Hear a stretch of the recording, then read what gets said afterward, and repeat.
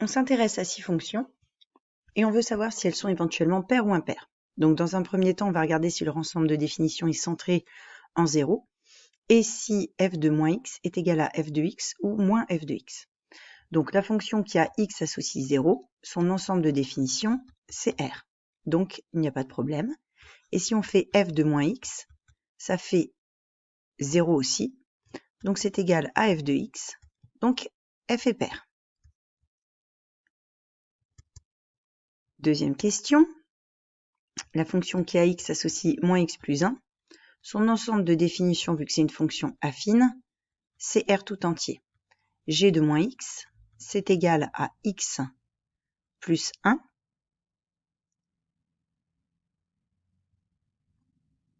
Ce qui n'est ni égal à moins x plus 1, et ça n'est pas non plus égal à x moins 1, qui serait égal, ça serait égal à g de x, et ça serait égal à moins g de x.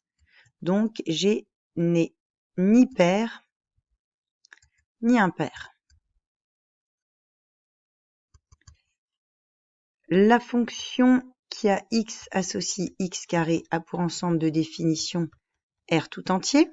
C'est un polynôme du second degré.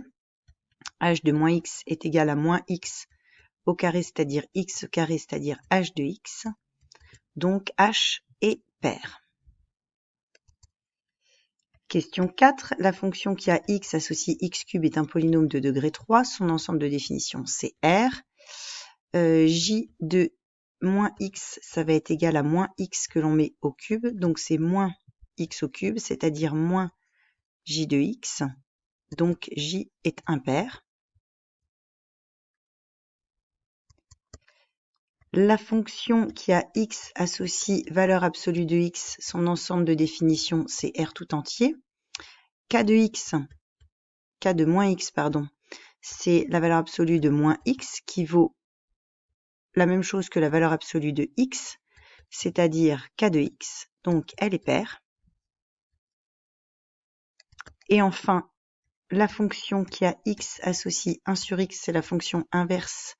Elle est définie sur r étoile, donc c'est centré par rapport à 0. Et si on fait L de moins x, ça fait moins 1 sur x, qui est donc égal à moins L de x. Donc L est impair.